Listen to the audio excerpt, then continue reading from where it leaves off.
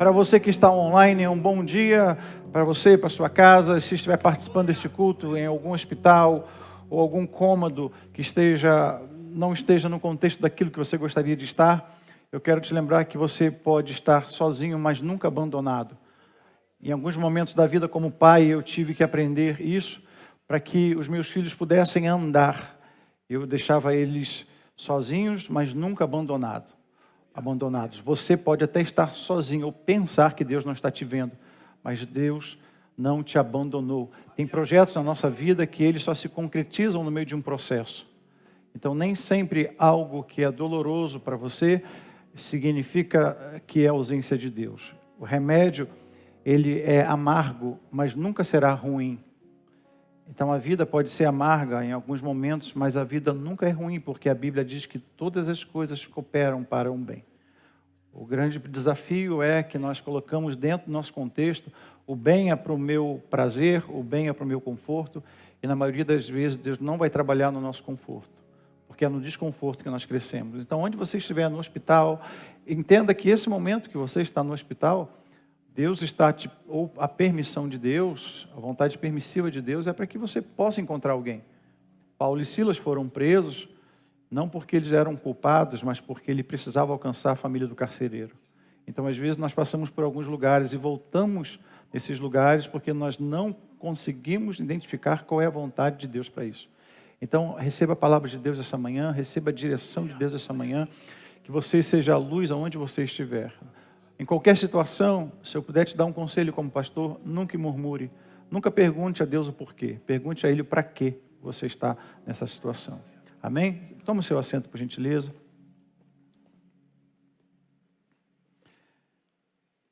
Queridos, eu, com muito prazer, gostaria de apresentar a vocês um novo filho, que sempre uma obra nossa é um filho, né? E há 7 anos que eu venho desenvolvendo esse livro Vontade de Deus, ou Os Meus Planos, e, de certa forma, deixa eu ficar aqui para você bater uma foto melhor.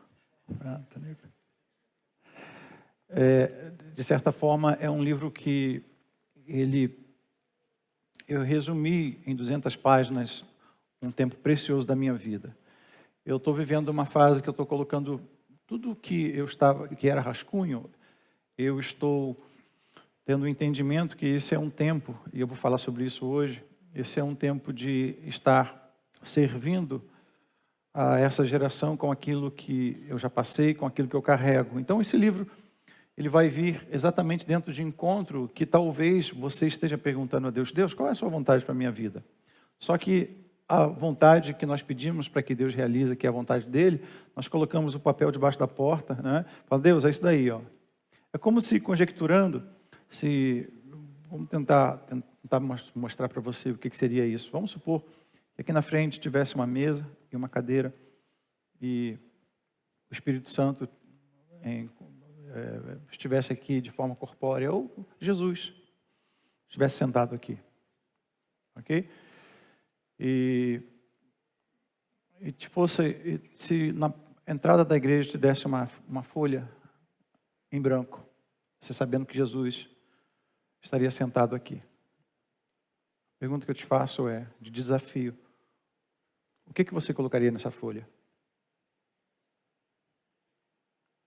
Seria pouco, uma folha só? 2 folhas? 3 folhas? Deixa eu repetir. Se tivesse Jesus aqui hoje, e na entrada desse para você algumas folhas, ou 1 ou 2, o que você colocaria nessa folha, ou nessas folhas? Talvez 2 folhas seriam poucas, 3. O grande problema é esse, que nós enchemos Jesus com os nossos pedidos. Em vez de entregarmos para Ele as folhas vazias, para saber o que Ele tem para as nossas vidas. Aí nós exacerbamos a Deus de pedido. Senhor, eu quero isso. Não tem mais espaço para a folha voltar para você com aquilo que Ele quer. Esses somos nós. Então, nesse livro eu desenvolvo essa tese, falo, não é produto de experiência de outros, mas sim das minhas experiências, dos meus conhecimentos e das minhas formações, que elas estão aqui. E domingo Próximo domingo será o pré-lançamento, mas eu não estou nem um pouco ansioso, por isso que eu estou falando sobre ele hoje. Eu preciso me curar dessa ansiedade, irmãos. Aí eu botei aqui algumas coisas da vida. Na última parte, eu coloquei o que eu tive que aprender levando na cabeça. Tive que aprender com dores. E algumas coisas, elas estão aqui. Por exemplo, tenha um mentor. Sabia que a palavra mentor, ela foi desenvolvida agora, mas quem orientou Moisés, quem foi mentor de Moisés, não foi o pai dele. O mentor de Moisés foi o sogro, Jetro. Foi o cara que mentoreava Moisés. Então, esse conceito de mentoria, de mentor. O que é mentor e professor? A diferença de um coach, mentor e professor. O professor é aquele que fala assim, faz o que eu falo, mas não precisa fazer o que eu faço. O mentor é aquele que vai falar assim, eu vou te levar até onde eu cheguei. E o coach é aquele, não tive sucesso, mas eu vou vender o sucesso que eu nunca tive para você.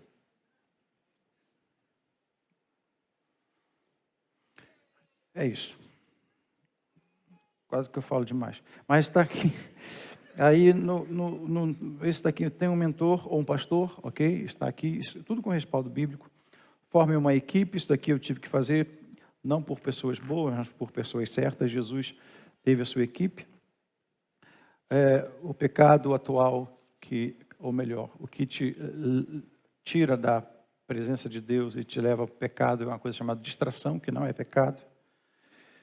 E aqui eu coloco os seus planos, todos eles dentro de um contexto do que eu já passei e vivenciei.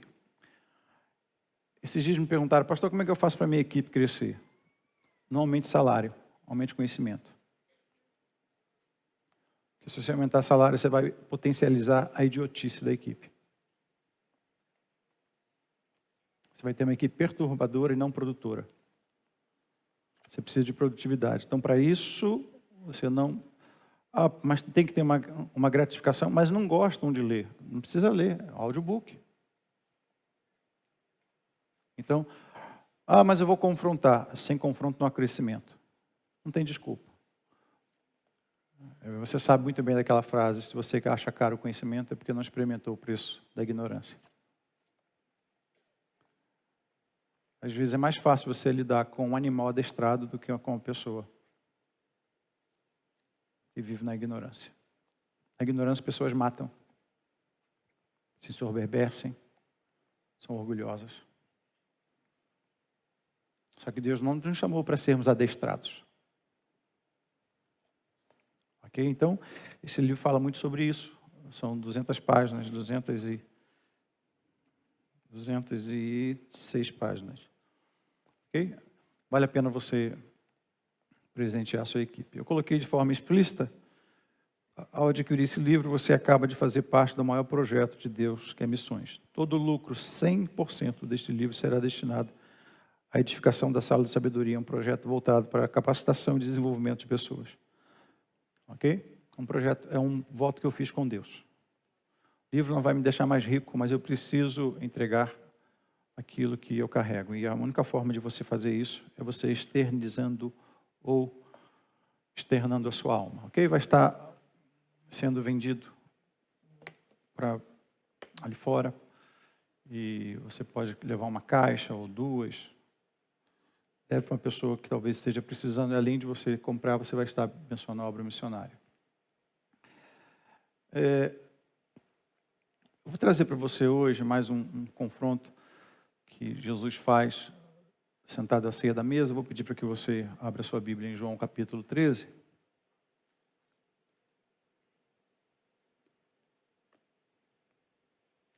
Mesmo sabendo que hoje é dia 12. Irmão, a gente tem problema com 13, por quê? O Zagalo falava assim, vai ter que me engolir. Não é? O 13, Jesus era o 13º homem. Vamos tirar esse negócio de desmistificação de 13, eu estou preparando vocês, porque esse ano vão fazer 13 anos, então como é que vai ficar? Não tem como fugir disso.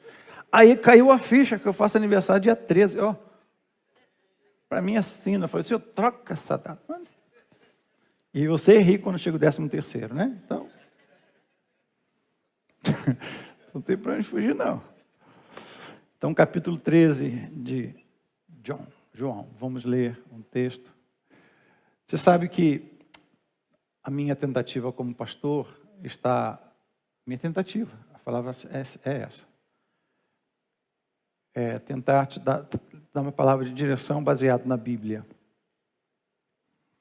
Em Atos, vai falar sobre, no começo lá de Atos, vai falar sobre as atribuições dos pastores ou dos discípulos. E quando vieram indagar, por que você não vai fazer visita? Escuta isso, pastor Marcelo. Por que você não vai fazer visita, fulano de tal? Por que você não foi na casa de fulano de tal? Por que você não ficou rodeando os condomínios em Alphaville, na hora do almoço, na hora do café? Porque a gente tem uma malandragem santa, né? Meio-dia ele sente de Deus de visitar os irmãos. 5 da tarde, malandragem santa. É porque o chamado pastoral não é de visita. Deixa eu falar de novo. O chamado pastoral não é de visita. Para isso tem os diáconos. Para isso tem os evangelistas. O nome já diz evangelista, leva o evangelho. O pastor pode ir esporadicamente, mas não é o meu trabalho. Por que isso? Porque eu sei que muita gente que está aqui hoje, muitas pessoas vieram de outras igrejas. E esses dias eu ouvi uma frase muito capciosa de alguém, sabe, Michael, que falava comigo assim, pastor, enquanto fulano estava servindo na igreja, só estava ligando para ele, e agora você não liga mais, nem fala mais com ele. Eu falei assim, eu quero falar para você que eu tenho 3 filhos, Caio, Josh e Jaiane, e eu não fico ligando para ele todos os dias, eles não são retardados. Não, gente, me poupe. Sabe qual é a função do pastor na igreja? É ouvir a palavra e servir com oração e com Bíblia. Eu tenho que dar direção.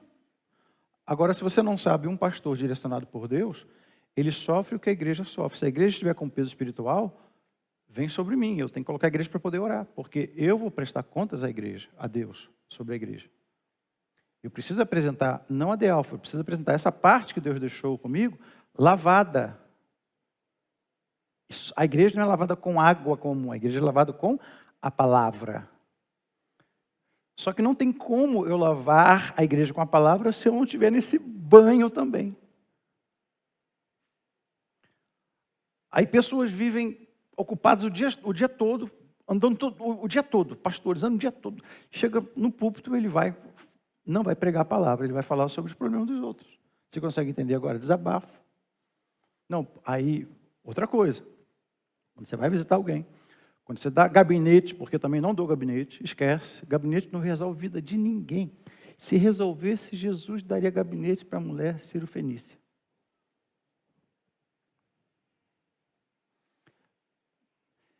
São algumas coisas que a gente aprendeu. Problema de gabinete. Quando dá certo, o infeliz nunca volta para poder agradecer. Quando dá errado, coloca a culpa no pastor. É ou não é, pastor Marcelo? Isso é pastor mais velho que eu, centenário. É só ver, irmão, quer ser pastor? Vê o exemplo de Jesus. Se uma palavra do altar não resolve sua vida, não vai ser gabinete. Se uma palavra do altar não resolve aquilo que Deus tem para você, não vai ser gabinete que vai resolver. Isso os desmistifica e outra coisa. Eu sou alguém que gosta de customizar o seu tempo. Porque às vezes você está visitando, passou para cá e está crente, você vai ter um gabinete comigo. Vai não. Mas só não faz? Faço, em casos específicos. Principalmente para meus pastores e líderes. Chegou ontem, já quer sentar na janela? Espera. Calma, aquietai-vos. No começo eu caí nessa jogada. Pastor, só pode... Aí eu e Cassiane, fizemos uns 10 gabinetes, paramos. No final, só pode tirar foto com a gente? Eu, Cassiane e Jairinho. Ah, me poupe. Não. A palavra que sai do altar, ela é a palavra rema. Se o altar não resolve, nada mais vai resolver. É por isso que tem pastores que vivem o dia todo dando gabinete. Aqui é uma palavra até para pastores que fazem isso. Não transforme, não dê conta, não queira se envolver com a noiva de outro. A igreja já tem um noivo. Quem resolve o problema da igreja não é o Jairo, quem resolve o problema da igreja é o noivo. É uma mulher complicada a igreja. Só Jesus para entendê-la. E eu estou inserido nisso. Aqui tem irmão de todo jeito, irmão. Ó, na igreja tem Judas. Na igreja tem Pedro. Adora arrancar a orelha dos outros. Na igreja tem Filipe. Na igreja tem Mateus. Na igreja tem Tomé. Tem todo tipo de gente. Todo tipo de gente. Mas eu tenho que dar a palavra. Se a palavra, eu tenho que acreditar no Evangelho. Na igreja tem um 71? Tem. Na igreja tem gente que não paga? Tem. Aí ele vai de igreja em igreja. Ele fica devendo pede dinheiro emprestado. Aí eu vou dar um conselho para você. Mais uma vez vou dar um conselho. Viu? Não empreste dinheiro para ninguém. Ih, pastor, eu vim com vontade de pedir dinheiro para esse irmão. Vou falar para o irmão, que sai desse laço. Pastor, não tem que emprestar na Bíblia, pegue e dê. É melhor você dar. E outra coisa, não dê sempre, dê uma vez para ver qual é a dele. Uma vez me pediu dinheiro aqui na igreja, pastor, só pode. Me chamou, falou, pastor, Deus me revelou. No gabinete, estava eu e Cassiane. Sim. Pastor, estou todo arrepiado, pastor. Eu falei, fala, irmão, o que é? Negócio de arrepiado assim, não é comigo não. Deus me revelou que eu só chegava e colocava 2 milhões em cima da mesa numa mala, pastor, para comprar minha casa. Sabe o que eu fiz? Falei, Paulinho, vem cá, resolve para mim isso. Até hoje não voltou. Não sei o que o Paulinho fez, se emprestou, se deu, porque o Paulinho é casado e ganha bem, deve ter os seus milhões guardados por aí. Não vai adiantar. Amém? Culto de ceia é bom porque a gente alinha. Ô pastor, aqui não é a igreja certa para mim, não. De trambiqueiro, não. Vai até ficar, mas a palavra vai vir. Ó. Vai vir. Porque eu preciso. Eu, infelizmente, não estou aqui para poder lhe agradar. Estou aqui para poder pregar a palavra. E a palavra confronta. Sabe qual é a minha maior dificuldade como pastor, ou dos pastores? É ensinar pessoas crentes a ser gente.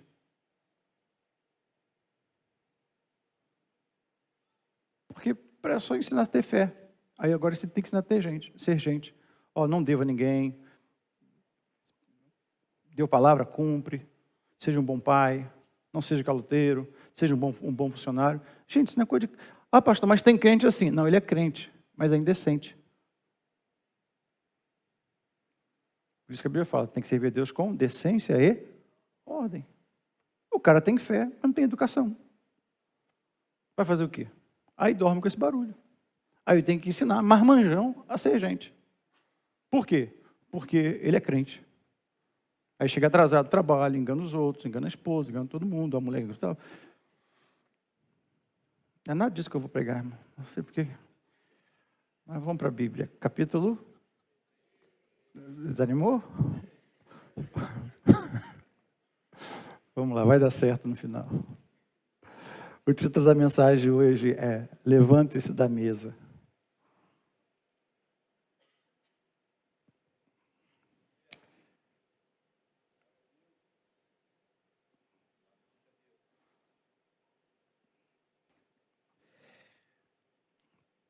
Ora, antes da festa da Páscoa, sabendo Jesus que já era chegada a sua hora de passar deste mundo para o Pai, como já havia amado os seus que estavam no mundo, amou-os até o fim.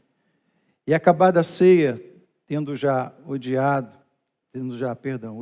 posto no coração de Judas Iscariotes, filho de Simão, que o traísse.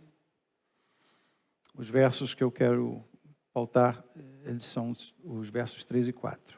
E Jesus, sabendo que o Pai tinha depositado nas suas mãos todas as coisas e que havia saído de Deus e ia para Deus, levantou-se da mesa, ou levantou-se da ceia, tirou as sandálias, tirou as vestes e tomando uma toalha, cingiu-se. Em outra versão, versos 3 a 5. Jesus, sabendo que o Pai tinha depositado nas suas mãos todas as coisas e que viera de Deus e ia para Deus, levantou-se da ceia, tirou as vestes e tomando uma toalha, cingiu-se. Tem projetos na sua vida que ainda não se manifestaram porque você ainda não tomou a atitude de se levantar da mesa. Deus está aguardando a sua atitude, a sua coragem, para que coisas novas comecem a acontecer. É sobre esse contexto que eu quero falar para você. Se levantar da mesa, para algumas pessoas, pode ser um desconforto. Mas se levantar da mesa, dentro de um discernimento, é um crescimento em movimento. Dentro de discernimento, é um crescimento em movimento. Esses são os últimos momentos de Jesus com os discípulos, e antes da sua crucificação, ele participa da ceia, assim como nós vamos fazer daqui a pouco. E a cena se passa na última ceia. O foco aqui é o exemplo de humildade de Jesus. Logo você vai ver ele falando sobre o que ele faz de lavar na bacia os pés dos discípulos, enxugando com a toalha. Jesus demonstra um gesto de humildade. É bom sabermos todo o contexto, porque a ceia ainda estava em andamento. Jesus, então, interrompe todo aquele contexto, tira suas vestes, exterior, lógico. Algo que os servos faziam, era um costume dos servos fazerem isso. Então, ele assume a posição de quem serve. Jesus, então, se levanta daquele contexto, faz dessa forma, nos mostrando a sua humildade.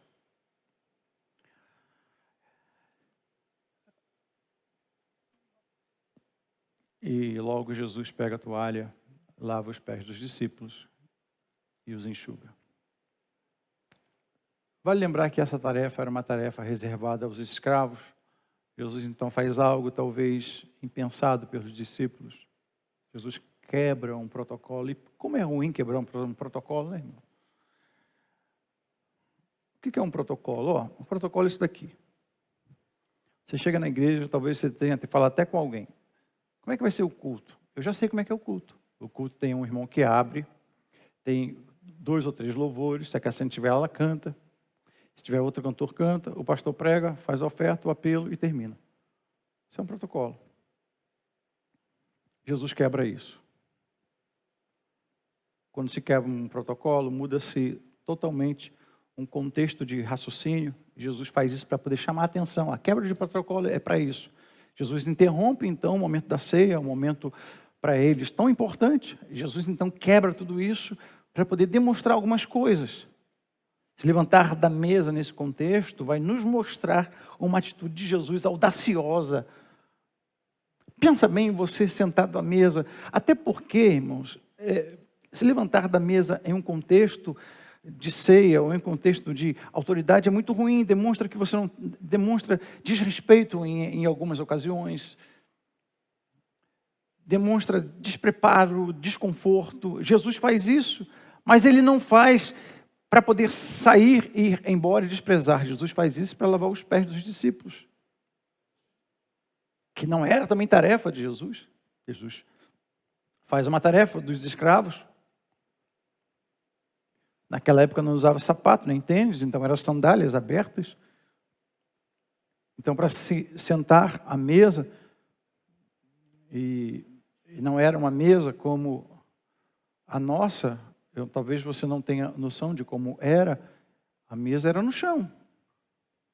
E quando se sentavam à mesa, se sentavam praticamente com os pés para trás, ajoelhados. Jesus então levanta aquilo que eles estavam comendo e começa a lavar os pés. Porque os pés estavam sujos de poeira. Jesus faz algo que os escravos deveriam fazer. A mesa, então, aqui, eu quero agora apresentar para você o contexto de mesa na Bíblia. O que é mesa na Bíblia? Para você que está online participando, mesa não é só esse móvel. Mesa na Bíblia é posição. Mesa na Bíblia é identidade. Mesa na Bíblia é um ambiente que você cria. Hoje nós temos a mesa como um móvel de decoração em alguns lugares. A mesa serve só para poder entulhar coisas, ou só serve para decoração. E mesa na Bíblia não é isso. Mesa vai nos mostrar algumas lições dentro de contexto de eternidade. Então, algumas lições desse trecho e que eu gostaria de abordar com você é: mais importante do que sentar à mesa é saber discernir o tempo para se levantar. Deixa eu voltar de novo o que eu falei no começo. Tem coisas na sua vida que elas não avançaram, porque você não teve discernimento que essa mesa não te cabe mais.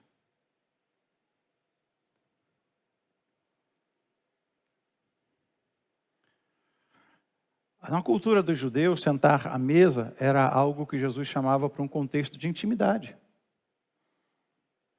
Você lembra de Pedro, quando ele, no finalzinho já do capítulo de João, ele perde as esperanças e chama mais 6 discípulos para que eles voltem a pescar. Jesus então faz um McFisher para ele, pão e peixe, pão assado, e chama Pedro para sentar à mesa. Esse é o contexto então. E eu quero aqui ver com você algumas lições desse trecho, para que você possa tirar e servir a mesa para outras pessoas. A primeira lição que eu aprendo aqui é a lição da identidade. Diga comigo, identidade. Você está com sua Bíblia aberta ainda? Se tiver, por favor. Verso 3, olha o que ele vai dizer. Jesus, sabendo que o Pai tinha depositado nas suas mãos todas as coisas. Jesus sabendo. A mesa vai representar exatamente a identidade, e por isso que, na maioria das vezes, nós temos dificuldade de sentar à mesa. O nosso inimigo vai tentar nos roubar a mesa, porque a mesa vai nos garantir a nossa identidade. Ele sabia quem era. Por que a mesa vai garantir a nossa identidade? Porque a mesa vai nos remeter àquilo que é o conceito de família. Se tem uma mesa e se eu estou sentado à mesa, eu deixo de servir a Deus e passo a me conectar com o Pai. Deixa eu falar de novo. A mesa me dá a identidade de filho. E, na maioria das vezes, todo religioso é órfão de pai porque ele se apega a um Deus. Você pode ver que todo religioso ele quer te acusar porque ele vai falar as coisas segundo o Deus que ele serve e o Deus que ele formou na cabeça dele. Porque é muito fácil a gente falar, eu sirvo a Deus, eu sirvo a Deus, eu sirvo a Deus. Porque Deus não estabelece regras, e isso é perigoso, porque Deus está numa distância tão grande de santidade, e como eu pequei tantas vezes, então o nosso inimigo coloca Deus distante, e o pecador cada vez mais. Só que Jesus não veio mostrar Deus. Aliás, Jesus não é caminho para Deus. É Ele quem diz. Ele fala, eu sou o caminho, a verdade e a vida. Ninguém vem ao Pai, a não ser por mim.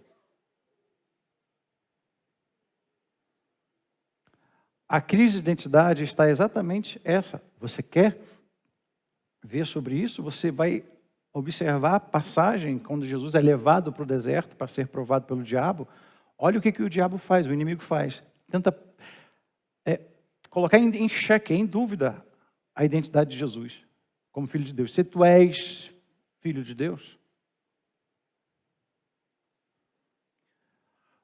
Então, a mesa é uma conotação de identidade.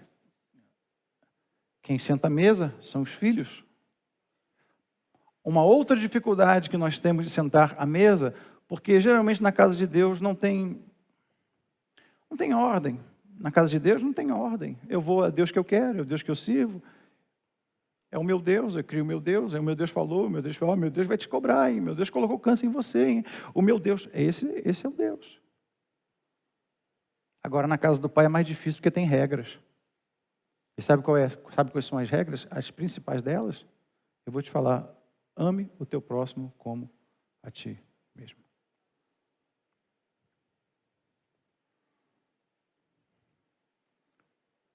Na casa de Deus não tem irmãos, irmão. Não tem. É Jesus que falou isso. Descia da casa de Deus um sacerdote. Descia da casa de Deus depois de um culto, um levita. Vendo um cara que foi roubado e todo arrebentado na estrada, passou de largo. Por quê? Porque aquele que tem o Pai como um Deus, ele vai sempre se distanciar dos seus irmãos. Então aqui, o que Jesus demonstra para mim, para você, é algo claro. Olha o que o verso 3 vai dizer.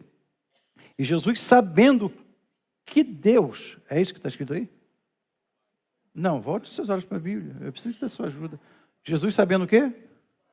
Jesus sabendo o quê? Ok.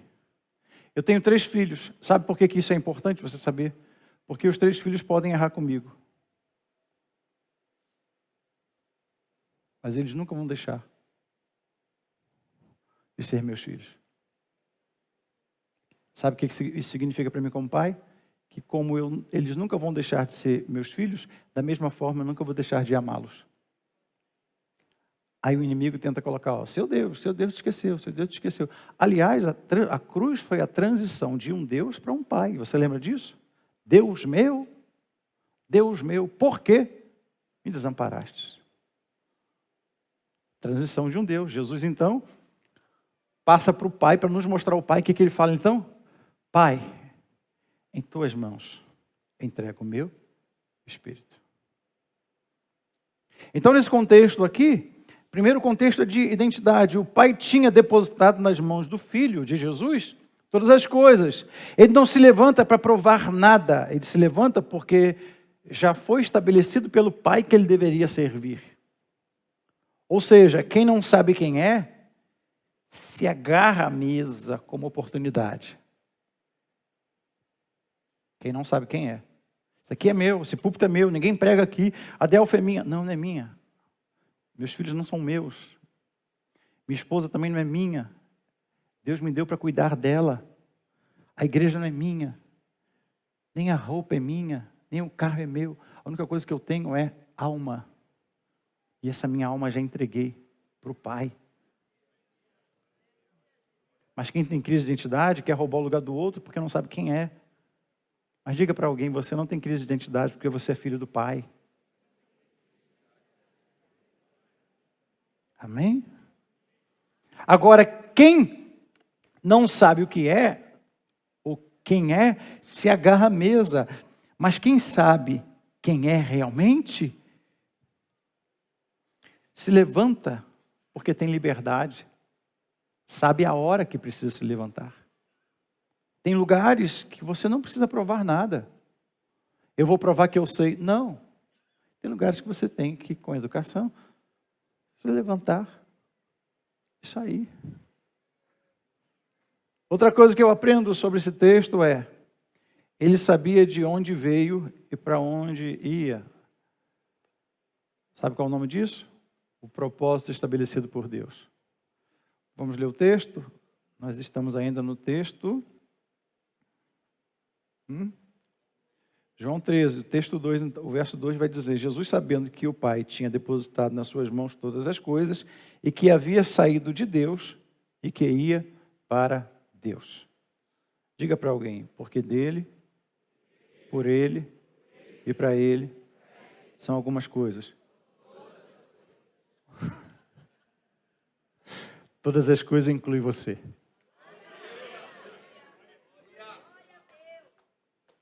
Diga para alguém, todas as coisas incluem você. Diga para ele, todas as coisas incluem você. Diga assim, você saiu dele, está aqui por ele e vai voltar para ele. Amém? Se você puder aplaudir, aplauda glorificando a Deus. Agora, isso daqui, irmãos, é muito importante. É muito importante que você saiba isso. Eu estou te compartilhando a fé. Isso aqui é fé, Reinaldo, é fé. Por quê? Se eu vim dele, eu sei a minha origem. Ó, pastor, eu vim do macaco. Você, eu não. Eu vim dele. Eu vou voltar para onde? Não sei, eu vou voltar para ele. E por que o diabo não pode me tocar? Porque eu sou. Oh, aleluia. Tem ainda crise de identidade? Não pode. Use as suas mãos livres aí. Você consegue aplaudir o nome do Senhor essa manhã? Dele, por ele, você está nele. São todas as coisas.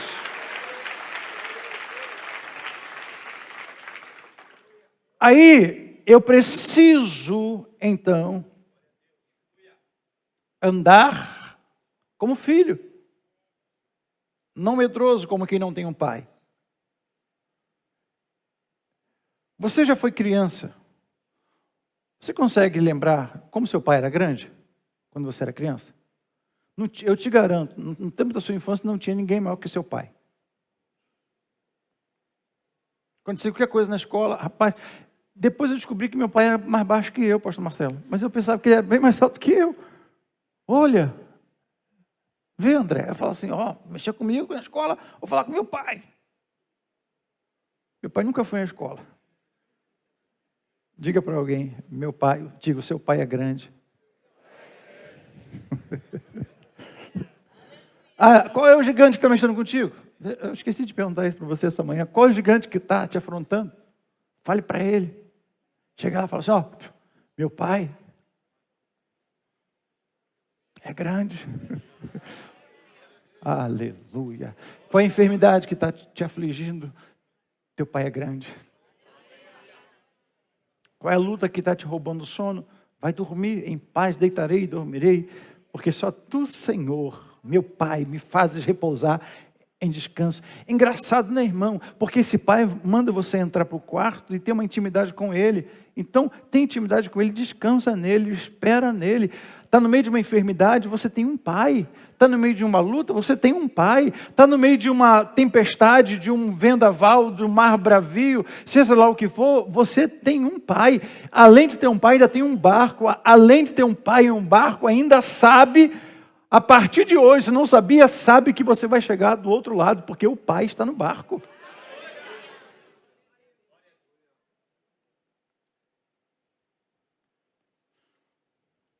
Por que isso é importante? Porque quem não sabe para onde vai, se apega ao que tem.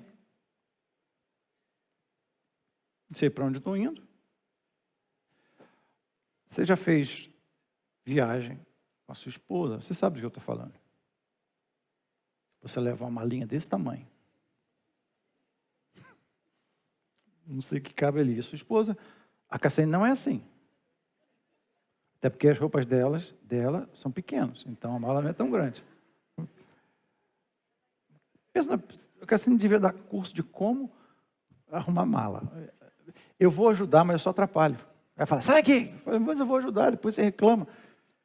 Mas geralmente é assim, você vai para um lugar onde você não conhece, né? Você acaba fazendo o quê? Levando muita coisa. Se apega a muita coisa. Vai lá, vá aqui, não tem o que eu preciso. Nesse caso, não. Eu sei de onde eu vim. Eu sei quem eu sou. E eu sei para onde eu vou. Diga para alguém, desapegue. Porque quem não sabe para onde vai, se apega com aquilo que tem. Mas para quem sabe o seu destino, acaba se levantando e servindo. Por isso nós temos um pai. O pai supre as suas necessidades. Quem sabe se move sem medo, porque sabe que não vai perder a posição. Pastor, mas vou entrar no meu lugar. Se vou entrar no teu lugar, é porque o lugar que você passou ali teve esse tempo. Porque ninguém rouba o que é seu. Eclesiastes capítulo 3 vai dizer, há tempo para todas as coisas debaixo do sol. Sabe qual é o segredo de Eclesiastes de 1 a 8 ali? É você ter o discernimento do tempo. Porque quem não tem discernimento do tempo, acaba não arrancando aquilo que precisa arrancar. Vamos seguir a terceira lição, então? Ele se levanta, não para poder ir embora. Aliás, vamos repetir, porque repetição didática. Primeiro, a primeira lição é: Jesus não tinha crise de identidade. Diga comigo, por que ele se levanta? Porque ele sabia quem era. Segundo, porque ele sabia do propósito, sabia de onde vinha e para onde ia. E terceiro, ele se levanta para poder cumprir. Ele não se levanta para ir embora, ele se levanta para poder cumprir algo. Se levanta para servir.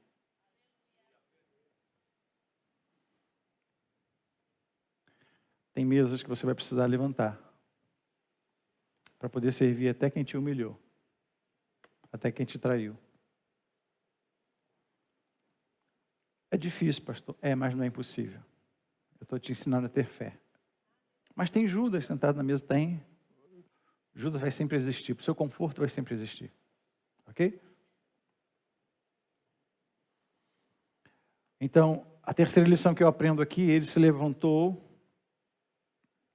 para servir. É a missão. Você pode dizer para alguém, a minha missão é servir.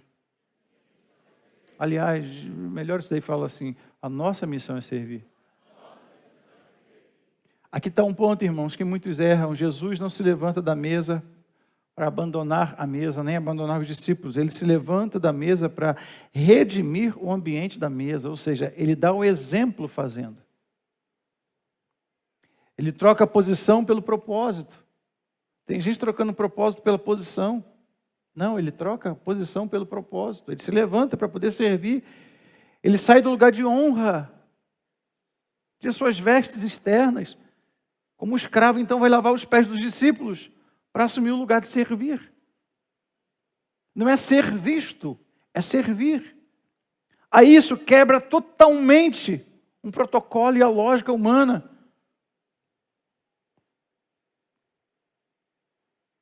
Porque algumas pessoas se levantam da mesa para ir embora. Estou aborrecido. São imaturas. Mas Jesus não. Ele me ensina. Ele se levanta da mesa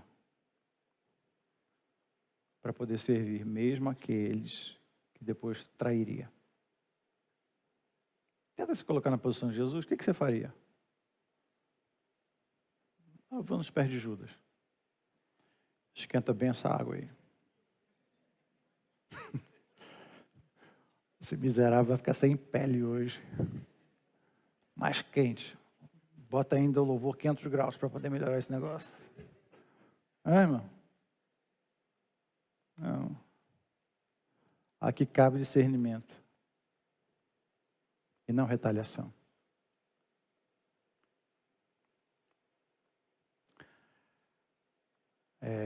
É uma situação difícil. Mas isso é mesa.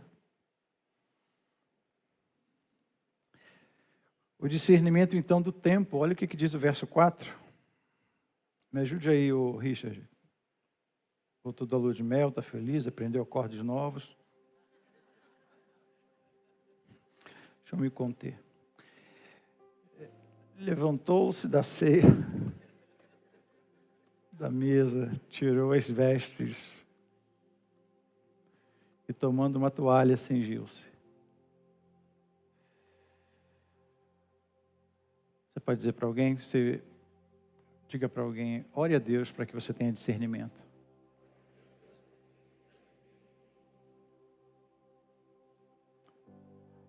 Uma palavra para você, já finalizando aqui. Olha, se tem uma coisa que você pode buscar, ou deveria buscar continuamente, Senhor, me dê discernimento. Porque tem algumas mesas que elas nos acomodam ao conforto. Eu não aprendo mais, eu não cresço mais. Jesus sabia o tempo de estar e o tempo de sair. Isso é discernimento. Aí eu aprendo o princípio que sabedoria não é apenas saber como e onde entrar. Sabedoria é saber quando se levantar e sair. Algumas mesas não te cabem mais. Você está insistindo de permanecer lá. Muitos ministérios estão estagnados, parados. Muitos processos não estão andando, porque nós temos conforto com a mesa. Estou sendo servido. Está do meu jeito. Está te engordando, te inchando, levando a uma falsa saúde. É preciso ter discernimento. Depois de discernimento, diga comigo, coragem. Diga mais forte, coragem. Para se recusar a permanecer na mesa, sentado à mesa. Porque tempo demais na mesa leva à morte, porque leva o excesso de conforto. Não tem confronto. E onde não há confronto, a morte. Jesus então se levanta, serve, sem medo de perder o lugar, a posição. Pastor, mas e a grande oportunidade? Se eu sair daqui, outros vão entrar no meu lugar, outro... Não, o lugar que é seu tem o seu tamanho, a sua identidade, a sua posição, o seu nome, porque você não serve a Deus, você é filho do... Não, você está religioso ainda. Diga para alguém, você é filho do Pai. Diga, o Pai tem o melhor lugar na mesa para você. E sabe qual é o melhor lugar na mesa? Não é aquele que ganha mais, não é aquele que tem mais atribuições. É porque algumas pessoas pensam que Deus tem filhos preferidos. Não, Deus ama todos iguais. Então por que Ele dá algumas coisas para um e o outro... Ele retarda as coisas. Uma das coisas que eu posso dizer para você é que o Pai sempre ama os filhos iguais, de forma igual. Mas tem filhos que estão mais próximos da mesa, mais próximos do Pai. E tem alguns filhos que ainda não conseguem suportar a verdade que o Pai está para libertar. Porque algumas verdades são pesadas demais. Um princípio então que eu aprendo aqui, quando você se levanta para servir, você revela quem você é. A sua realeza. E não a sua grandeza. Você revela que o que é seu, ninguém pode roubar, ninguém pode tirar. Porque a verdadeira grandeza está em servir. Servir. Você lembra como que eu comecei orando hoje? Senhor, eu te agradeço por aqueles que estão recebendo pessoas lá no estacionamento da igreja. Aí você pode perguntar, pastor, mas eles deveriam estar cultuando. Eles estão cultuando, servindo. Sabe por que você está sentado com tudo arrumado? Porque tem pessoas que trabalharam cultuando nos bastidores. Sabe por que você está me ouvindo? Porque o Amós cultua no som. Sabe por que você ouviu o louvor? Porque eles cultuaram hoje, antes de você estar aqui ensaiando, eles estavam ensaiando. Sabe por que pessoas ouvem a palavra de Deus? Porque tem câmeras, tem pessoas aqui trabalhando para que você pudesse ouvir a palavra de Deus. Isso é servir ao Senhor. Entenda que a Cassiane estava servindo ontem em um lugar distante, pastor, mas ela foi lá receber um cachê, o trabalho é digno do seu salário, mas ela não vai por causa disso, vai por causa de um propósito, porque tem mesas que Cassiane não se senta, não é por causa do dinheiro, tem mesas que ela não se senta por causa do propósito. Então você entender o propósito de servir é o nível mais alto que você pode chegar. Quer que te prove isso? Em um lugar onde só tem oficiais, está aqui o pastor Marcelo que sabe disso, que é oficial do exército, que não entra nenhum outro tipo de pessoa. Mas tem uma pessoa que entra.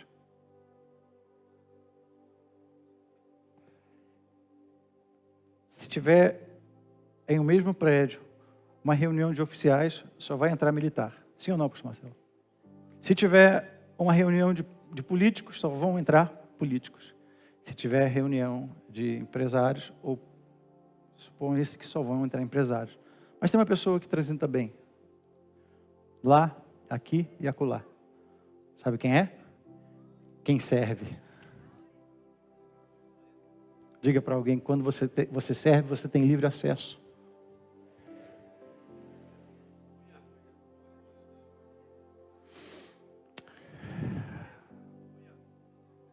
Eu finalizo dizendo para você, nem toda permanência é honra. Às vezes, se levantar é o maior ato de sabedoria. Por quê? Porque tem algumas mesas que não te cabem mais. Deus está te chamando a se levantar do conformismo, desse orgulho, dessa estagnação, desse conforto, dessa repetição que você chama a vontade de Deus. Há chamados que não acontecem enquanto você permanece e pede a Deus coragem para poder se levantar, mas na verdade é uma covardia por causa da comodidade. Eu quero orar por você para que você possa, essa manhã, pedir a Deus discernimento. Porque já tem mesa que você já deveria ter se levantado há muito tempo e ainda permanece nela. Deus te abençoe essa manhã. Vamos participar da ceia do Senhor. Que tem mesas, tem horas que você precisa sentar à mesa, mas tem horas que você precisa se levantar da mesa. Há tempo para todas as coisas.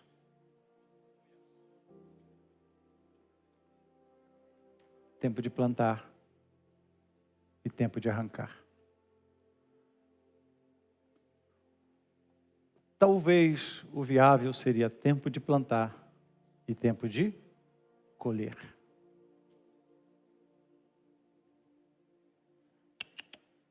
A Bíblia fala em Eclesiastes 3:2. Há tempo de plantar e tempo de arrancar. Tem coisas que você vai ter que arrancar para que outras coisas possam nascer daquele lugar que você não teve coragem ainda de mexer. Deus te abençoe. Fique de pé, por gentileza.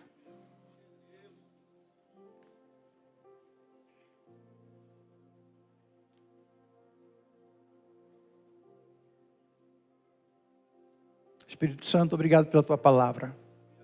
Ela é viva, ela é eficaz. Ela nos ensina o crescimento, não só, Senhor, o crescimento cognitivo, mas sim o espiritual. A tua palavra me mantém em comunhão contigo. Minha palavra é equilíbrio espiritual e corpo. A tua palavra, Senhor, é direção, é bússola. A tua palavra é pão diário. A tua palavra, Senhor, me sustenta. A tua palavra me cura. A tua palavra me restaura.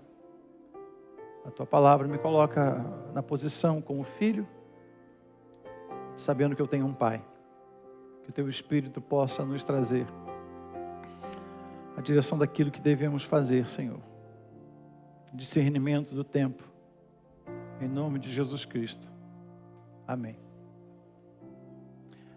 Esse discernimento de se levantar, irmãos, se eu pudesse conjecturar ele, seria assim. Tem algumas mesas que você senta, e aqui é um conselho como pessoa, não um conselho pastoral, como pessoa. Até para poder orientar algumas pessoas que sentam em algumas mesas e não sentam mais. Deus abre portas, mas o que mantém portas abertas é o comportamento. Tem algumas mesas que você senta, você é o único que fala. E isso denuncia que você tem crise de identidade. Você precisa ser notado. Você precisa ser ouvido, porque ninguém te ouve. Então a oportunidade que você tem, só você fala. Eu sento com pessoas à mesa assim, eu não falo mais nada. A pessoa fala, eu só como. Oro e como. Porque eu falo o quê? A pessoa não deixa eu falar. Não existe argumentação. Então cuidado, porque quando você chega à mesa e só fala, denuncia a sua crise de identidade. Denuncia que você não sabe de quem você é, para onde você vai. A mesa é lugar de compartilhar. Diga para alguém, mesa é lugar de compartilhar. O maior segredo da mesa não é a picanha que você leva. O maior segredo da mesa não é o refrigerante, não é o vinho que você leva, não é a carne que você leva, não é o pão que você leva. O maior segredo da mesa é quando você se leva para ela.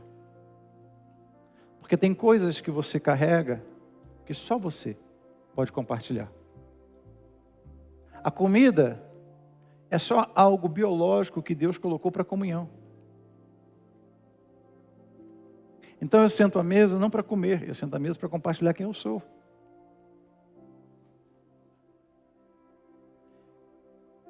Ok? Então tem algumas coisas que são éticas naturais da vida, mas tem outras que são éticas espirituais. Então quando eu sento à mesa e às vezes eu estou com aquele espírito de sobrevivente, tenho que comer de tudo e tudo, eu não sei que você não tem pai. Não, mas eu sou crente. Não, você é crente, mas não é gente. E ainda é indecente. Porque a mesa não foi feita para comer, a mesa foi feita para compartilhar.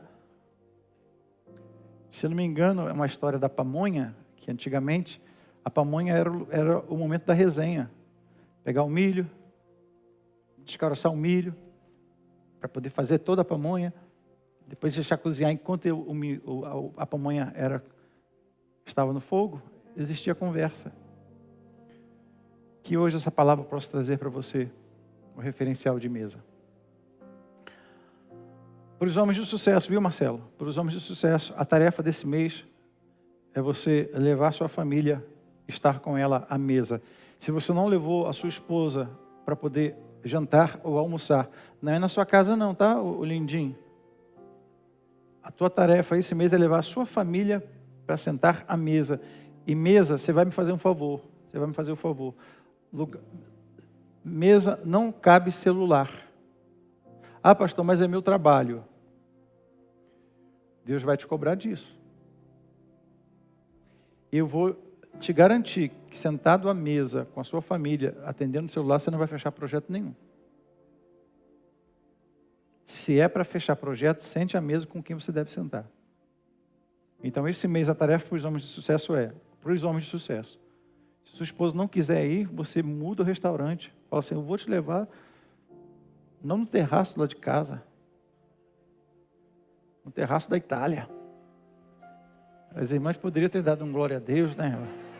Vocês perdem a oportunidade, irmã. Eu sei que no coração está assim, Senhor, quebrando o coração desse munheca, dessa mambaia do meu marido. Se dá paz do Senhor, assim, paz do Senhor. Sentar à mesa com os filhos, ok? Você tem um trato não comigo, com Deus. Ah, pastor, eu não vou fazer, ok. A minha missão hoje é te jogar a corda, segurar a corda com você. Minha missão como pastor, colocar a escada, quem vai subir é você.